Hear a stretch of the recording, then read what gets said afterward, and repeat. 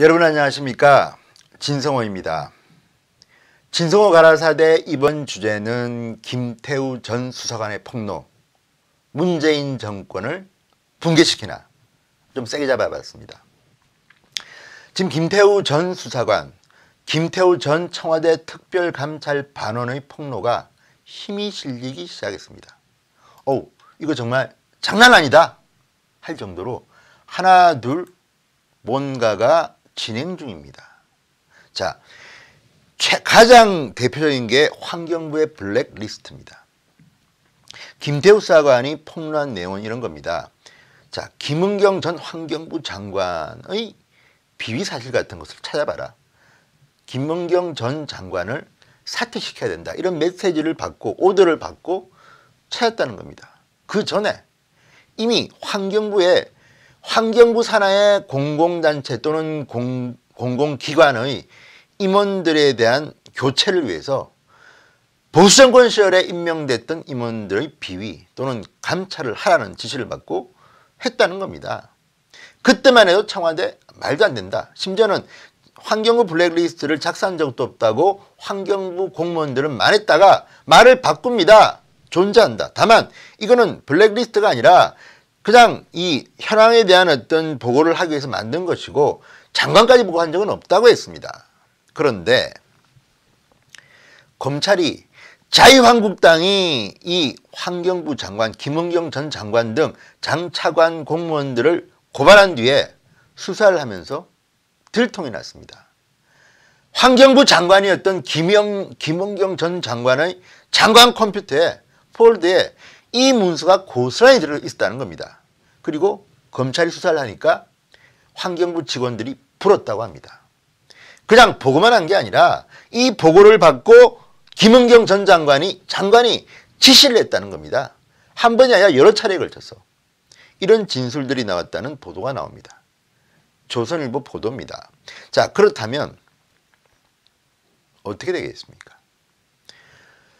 청와대의 어떤 지시 또는 청와대 협의 없이 환경부 장관 단독 플레이로 이런 일들을 벌였겠습니까?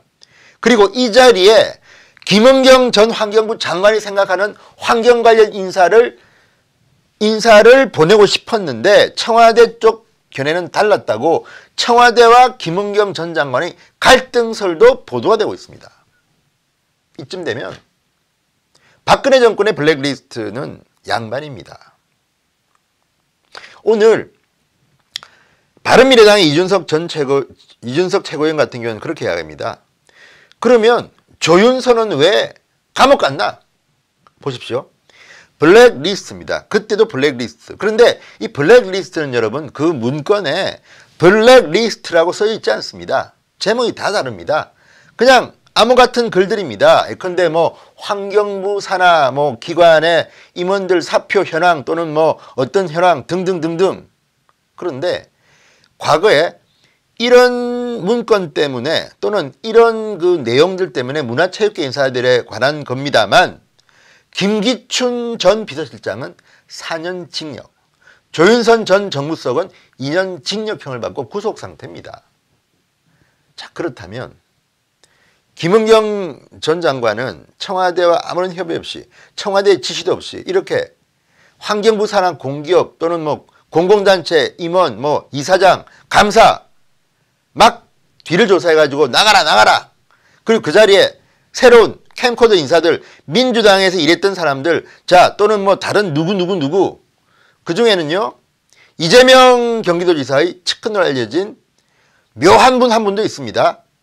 이분은요 성남시청 시설관리공단 본부장 한 분인데 이재명의 비서실장 역할을 한 분인데 뜻밖에도 환경관련단체의 상근 부회장으로 연봉 1억 넘는 자리를 갔습니다. 왜 갔겠습니까?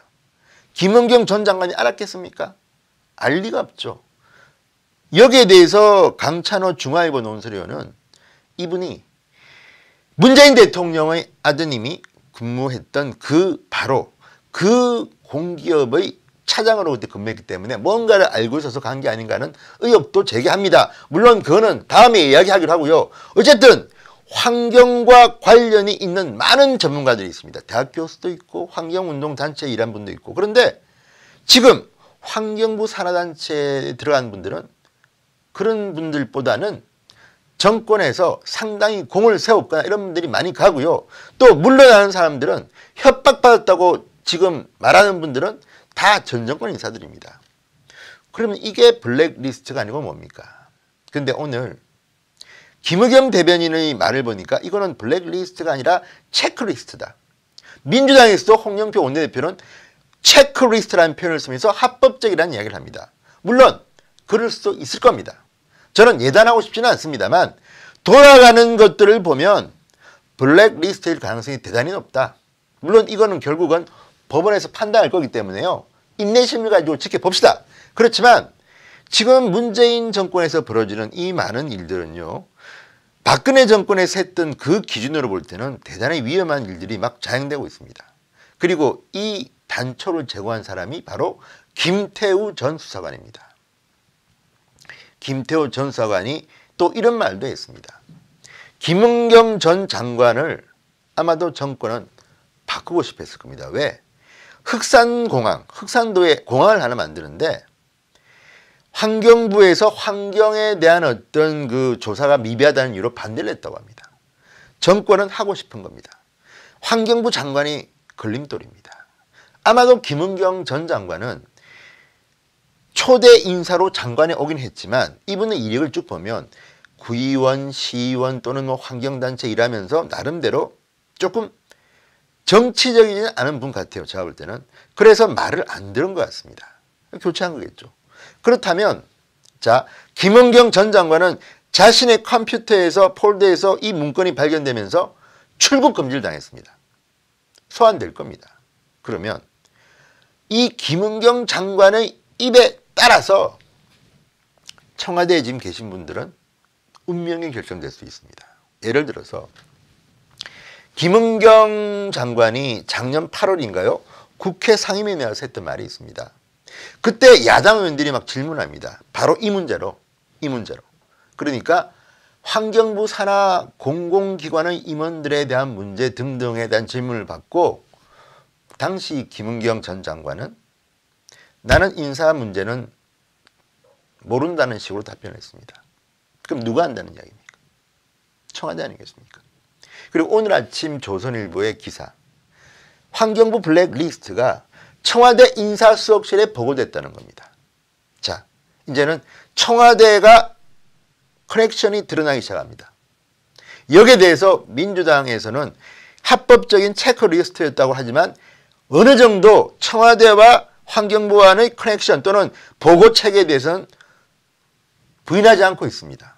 물론 이게 불법이냐 아니냐의 합법이냐의 문제는 이제는 검찰 수사, 법원 판결에 따라 바뀌겠지만 어쨌든 상황이 여기까지 굴러왔습니다. 아주 위험하죠. 그런데 김기춘 비서실장을 예를 들어 봅시다. 대부분 이런 인사, 공기업 인사, 물론 환경부는 아주 작은 부처이기 때문에 신재민 전 사무관이 폭로했던 기재부는 훨씬 더 규모가 큽니다. 뭐 KTNG 이야기하고 막 그랬지만 다른 부처에서도 아마도 정권이 바뀐 뒤에 이런 공공기관, 뭐 KTNG는 공공기관은 아닙니다만 정부의 영향력이 미칠 수 있는 곳에 대해서는 나름대로 청와대와의 블랙리스트 의혹들이 드러날 겁니다. 자, 이거 어떻게 할 겁니까? 그리고 김기춘 실장 말씀드렸지만 문재인 정권에는 누가 있습니까? 임종석 전 실장이 있습니다. 대개 청와대 비서실장이라는 자리는 이런 종합적인 인사위원장 역할을 합니다. 그렇다 그러면 자, 환경부의 블랙리스트 의혹은 조현옥 인사수석, 임종석 비서실장 정도는 보고됐을 가능성이 대단히 높습니다. 자, 조윤선은 구속됐다고 했습니다. 임종석은 구속되지 않을까요? 모르겠습니다. 제가 뭐 벌써 누가 구속된다 아닌다 물증도 없이 말하면 안 된다고 저는 생각합니다. 그렇지만 정치, 과거의 권력의 흐름들을 보면 지금 김태우 전 수사관의 이 폭로로 문재인 청와대는 흔들리기 시작한 거로 보입니다. 위험할지도 모릅니다. 저는 그래서 청와대가 이제는 밝힐 거는 밝힐 때가 됐다고 봅니다. 대개의 권력이, 정권이 붕괴되기 시작하는 시점은 감추려고 할 때, 은폐하려고 했다가 그것이 폭로가 되면 굉장히 쉽게 무너지게 됩니다. 저는 문재인 대통령과 문재인 대통령의 참모들이 대한민국을 어쨌든 잘 만들어 보려고 노력하는 점 인정합니다. 그리고 진정성이 보입니다. 그렇지만 그 일이 진정성이 있고 아무리 목적이 좋다 하더라도 무능하면 결과는 뻔한 거 아니겠습니까? 소득주도 성장이 그렇고 일자리 정책이 그렇습니다. 자, 문재인 대통령이 취임하자마자 일자리 대통령을 표방하면서 본인의 집무실에 만들었던 일자리 전광판 다 어디 갔습니까? 창고에 보냈습니까? 잘 판단하셔야 됩니다. 지금은 국민을 생각해야 되는데 지금 블랙리스트, 이거는 블랙리스트는요, 문재인 대통령 후보가 당시에 뭐라고 했습니까? 어마어마한 범죄라고 그렇게 비판했던 겁니다. 이게 문재인 정권 청와대 한복판에서 만약에 이런 작업들이 벌어졌다면 책임도 누군가 져야 되고 앞으로 이런 일을 안 하겠다는 그런 대책이 발표돼야 됩니다. 지금 발표되는 이것들을 보면요, 환경부 장관은 어쨌든 무사하지 못할 것 같습니다. 이 정도의 문건이 나왔고 이런 지시를 했다는 게, 이런 진술들이 나온 게 사실이라면 법원 판결까지는 봐야겠지만 굉장히 우려가 되는 게 그런 대목이고요. 만약에 이 김은경 장관이 청와대의 누군가의 어떤 오더를 받고 일을 했다면 그 청와대에 있는 누군가는 책임을 져야겠죠. 지금 내로남불 정권이라는 말이 너무 많이 나와가지고 이제는 쓰고 싶지도 않습니다. 정말 너무 많은 내로남불 이야기가 나옵니다. 문재인 대통령은 얼마 전 이런 말을 했습니다. 문재인 정권이 출범한 뒤에 단 한 건의 권력형 비리도 정경유착도 없다고 했습니다. 이런 말씀 하실 수 있습니까? 솔직히 단정적으로 말씀하실 수는 없는 겁니다. 문재인 대통령 모르실 수 있을지 모르지만 참모들이 보고를 안 해서 그럴까요? 엄청난 일들이 지금 많이 벌어지는 것으로 보입니다. 찾아보십시오. 권력형 비리가 뭡니까? 지금 손혜원 의원도 지금 문화재청과 목포시청 압수수색 당했습니다. 어떤 일이 터질지 나올지 아무도 모릅니다. 그런데 문재인 정권이 출범한 지 한 번도, 단 한 건도 정경유착 권력형 비리가 없다고 어떻게 말씀을 하십니까? 제가 오늘 흥분하고 싶지 않습니다만 김태우 수사관의 폭로 하나 둘 현실로 드러나고 있습니다. 게다가 김태우 수사관은 또 다른 폭로를 했습니다. 드루킹 사건과 관련해서 USB를 허익범 특검팀에 알아보고 그 USB 내용을 달라고 했다는 것이고 이메일로 보고를 받았다고 김태우 전 수사관이 폭로를 했습니다. 그게 그치는 게 아니라 김태우 전 수사관은 22일 이 드루킹 USB 박 지시 의혹과 관련해서 조국 민정수석 그리고 그 이인걸 전 특감반장 박형철 반부패 비서관을 직무유기 직권남용으로 서울 동부지검에 고발했습니다. 지금 민정 라인에 있는 분들은 지금 자유한국당도 그렇고 여러 분들이 고발을 했기 때문에 이 혐의들을 어떻게 풀어날지가 궁금합니다. 그리고 물론 청와대 억울할 수도 있습니다. 이게 오해를 사서 이런 일이 벌어질 수 있다고 저는 봅니다. 그렇긴 하지만 이런 일이 이렇게 광범위하게 벌어지는 것을 보면 뭔가 청와대 내부에 문제가 있거나 환경부 등 정부 부처에 문제가 있거나 촛불 정부라고 하지 않습니까?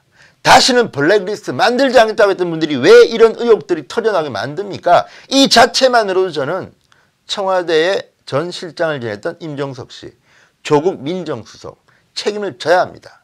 문재인 대통령 책임 물으십시오. 김태우 수사관의 양심적 고발이 힘을 실어가고 있습니다. 청와대가 흔들리고 있습니다. 몇 분이 감옥에 갈지도 모르겠습니다. 이런 일이 없는 나라가 좋은 나라인데 안타깝습니다. 어쨌든 김태우 수사관 힘내십시오. 지금 본인도 피해자 신분으로 조사받고 있고 본인은 또 고발하고 있습니다. 김태우의 고발이 문재인 정권이 좀 더 깨끗해지고 또 문재인 정권이 잘못하고 있는 것이 드러나서 클린 코리아로 가는 하나의 계기가 되기를 빌어봅니다. 진성호 가라사대 여기까지입니다. 대단히 감사합니다.